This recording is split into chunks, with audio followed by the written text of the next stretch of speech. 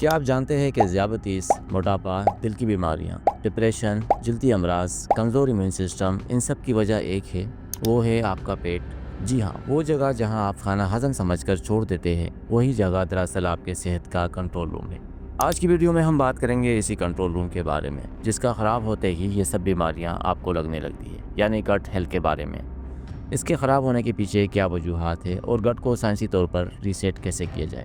چلے سمجھتے ہیں گٹ ہے کیا۔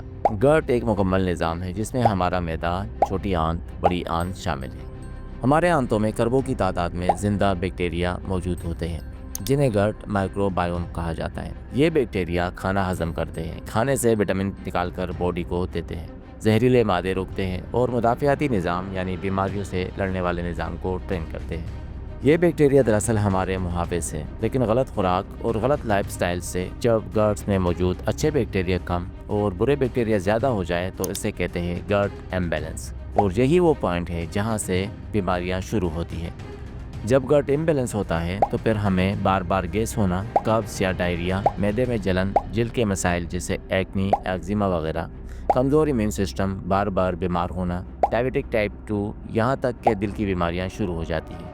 آپ سوچو گے پیٹ کا اسکن یا دماغ سے کیا تعلق؟ بڑا تعلق ہے۔ ہمارے امیون سسٹم یعنی ہمارے مدافعتی نظام کا 70% ہمارے آنتوں میں ہوتا ہے۔ آنتیں خراب تو پورا جسم خراب، اور 90% سیروٹونن جو ہمارے خوشی کا ہارمون ہے وہ بھی ہمارے آنتوں میں ہوتا ہے۔ پیٹ خراب تو دماغ خراب۔ سوال یہ پیدا ہوتا ہے کہ گٹ امبیلنس یا خراب کیوں ہوتا ہے؟ اس کے پیچھے بہت ساری وجوہات ہیں۔ اسے ہم دو حصوں میں سمجھیں گے: خوراک سے امبیلنس کیسے ہوتا ہے اور لائف سٹائل سے گٹ امبیلنس کیسے ہوتا ہے۔ سب سے پہلے خوراک کو ڈسکس کرتے ہیں۔ Ultra processed food, junk fast food گٹ امبیلنس کی ایک بڑی وجہ ہے۔ پروسیسڈ فوڈ میں مصنوعی رنگ، پریزرویٹو اور کیمیکل شامل ہوتے ہیں جو ہمارے گٹس کے گڈ بیکٹیریا کے لیے نقصان دہ ہے۔ اس کے علاوہ ان غذاؤں میں فائبر یعنی ریشہ نہ ہونے کے برابر ہوتا ہے۔ فائبر کی کمی سے آنتوں کی حرکت کم ہو جاتی ہے۔ زیادہ چینی سافٹ ڈرنک بھی گٹ امبیلنس کی ایک بڑی وجہ ہے۔ سافٹ ڈرنک اور میٹھی غذائیں اضافی چینی سے بھرپور ہوتی ہیں۔ زیادہ چینی بیڈ بیکٹیریا کی افزائش میں مدد کرتی ہے، جو فائدہ مند بیکٹیریا کو مار دیتی ہے۔ اس کے علاوہ سافٹ ڈرنک جسم میں سوزش کو بڑھاتی ہے، جو آنتوں کے پرت کو نقصان پہنچاتی ہے۔ سفید آٹا اور سفید چاول بھی گٹ امبیلنس کی ایک بڑی وجہ ہے۔ سفید آٹے اور چاول سے پروسیسنگ کے دوران چھلکا نکال دیا جاتا ہے، جس سے ان میں فائبر، وٹامن اور معدنیات ختم ہو جاتے ہیں۔ فائبر کی کمی کی وجہ سے یہ غذائیں قبض کا سبب بنتی ہے، اور فائبر کی کمی آنتوں کی حرکت یعنی آنتوں کی موٹیلٹی کو کم کرتی ہے۔ اس کے علاوہ زیادہ کاربوہائیڈریٹس کی وجہ سے یہ غذائیں ہضم ہونے میں مشکل پیدا کرتی ہے۔ بار بار تلی ہوئی چیزوں کا زیادہ استعمال بھی گٹ امبیلنس پیدا کرتا ہے۔ بار بار تلا ہوا کھانا جسم میں سوزش کو بڑھاتا ہے۔ یہ سوزش آنتوں کی پرت کو متاثر کرتا ہے۔ یہ سارے فوڈز اور ڈرنکس اچھے بیکٹیریا کو مارتے ہیں اور خراب بیکٹیریا کو پلنے پھولنے میں مدد کرتے ہیں۔ اب بات کرتے ہیں ان غلط عادات کی جو ہمارے گٹس کو تباہ کرتے ہیں۔ اینٹی بایوٹک کا بجائے استعمال آنتوں میں موجود فائدہ مند بیکٹیریا کو مار دیتا ہے، جس سے گٹ مائکرو بائیوم کا توازن بگڑ جاتا ہے۔ اسی وجہ سے ہاضمہ خراب، اسال، خمیر یعنی کینڈیڈا کی مقدار بڑھ جاتی ہے، جو ہمارے گٹس کو نقصان پہنچاتے ہیں۔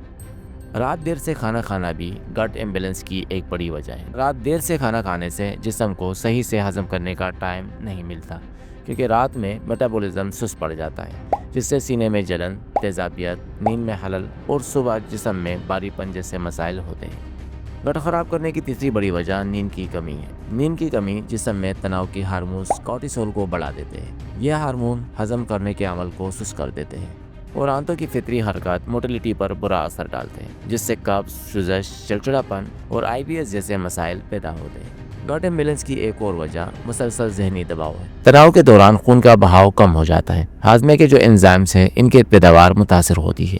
مسلسل تناؤ آنتوں کی پرت کو بھی نقصان پہنچا سکتا ہے۔ اسٹریس گٹس کو اندر سے زخمی کر دیتا ہے۔ جسمانی سرگرمی نہ ہونا بھی گٹ امبیلنس کی ایک بڑی وجہ ہے۔ جب آپ کوئی ہارڈ ورک نہیں کرتے تو جسمانی سکون آنتوں کی حرکت کو سست کر دیتا ہے۔ ورزش نہ کرنے سے قبض کا خطرہ بڑھ جاتا ہے۔ ورزش جسم میں سوزش کو کم کرتی ہے اور فائدہ مند بیکٹیریا کی افزائش میں مدد کرتی ہے۔ اب سوال آتا ہے کہ کیا گٹ کو بنا میڈیسن کے ریسیٹ کیا جا سکتا ہے؟ جی ہاں، لیکن صبر اور سمجھداری سے، کیونکہ گٹس نہ تو ایک ہفتے میں خراب ہوتے ہیں اور نہ ٹھیک ہوتے ہیں۔ چلیے سمجھتے ہیں گٹ کو سائنسی طریقے سے کیسے ریسیٹ کیا جائے۔ آپ جتنی زیادہ ورائٹیز میں پھل سبزیاں کھائیں گے، آپ کا گٹ اتنا زیادہ اچھے بیکٹیریا بنائے گا۔ اتنا جلدی ہیل ہوگا۔ سائنس کے مطابق فروٹ، پھل، دالیں، گری دار میوے گٹ کو مضبوط بناتے ہیں۔ گٹ کو مضبوط کرنے والے دوسری خوراک میں فائبر اور پری بایوٹک والی غذائیں شامل ہیں۔ پری بایوٹک دراصل بیکٹیریا کی خوراک ہے۔ جتنا اچھا کھلاؤ گے گٹ اتنا مضبوط ہوگا۔ کیلا، لہسن، پیاز، جو، دالیں، ان میں فائبر موجود ہوتا ہے۔ اگر بیکٹیریا بھوکے ہوں گے تو بیماریاں پیدا کریں گے۔ تیسری خوراک ہے پرو بایوٹک والی غذائیں۔ پرو بایوٹک وہ بیکٹیریا ہوتے ہیں جو ہمارے خوراک میں قدرتی طور پر شامل ہوتے ہیں، جو جا کر ہمارے آنتوں میں موجود گڈ بیکٹیریا کے تعداد بڑھاتے ہیں۔ دہی کا استعمال ضرور کریں کیونکہ یہ پرو بایوٹک کا بہترین سورس ہے۔ اس کے علاوہ گھر کے بنے ہوئے سرکے یا اچار بھی پرو بایوٹک سے بھرپور ہوتے ہیں۔ ان کا استعمال اپنے کھانوں میں ضرور کریں۔ اس کے علاوہ لائف سٹائل کو تھوڑا سا چینج کریں۔ روزانہ 7 سے 8 گھنٹے ضرور سوئیں۔ ڈیلی 20 سے 30 منٹ واک یا ہلکی ایکسرسائز کریں۔ رات کا کھانا سونے سے 3 گھنٹے پہلے کھائیں۔ کھانا خوب چبا چبا کر کھائیں۔ کھانے کے دوران ٹی وی، موبائل کا استعمال بالکل نہ کریں۔ ذہنی سکون کے لیے روزانہ مراقبہ، میڈیٹیشن یا ذکر دماغ کو سکون دیتا ہے، یہ ضرور لیں۔ یاد رکھیے گٹ کو میڈیسن نہیں، عادت ٹھیک کرتی ہے۔ آپ نے سنا ہوگا پیٹ سیٹ تو سب سیٹ۔ اگر گٹ ٹھیک ہوگا تو جسم خود ٹھیک ہو جائے گا۔ امید کرتے ہیں آپ کو یہ ویڈیو معلوماتی لگی ہوگی۔ اگر پسند آئی ہو تو لائک کرنا اور کمنٹس میں بتانا اگلی ویڈیو کس ٹاپک پہ بنانی ہے۔ ملتے ہیں اگلی ویڈیو میں، تب تک کے لیے خدا حافظ۔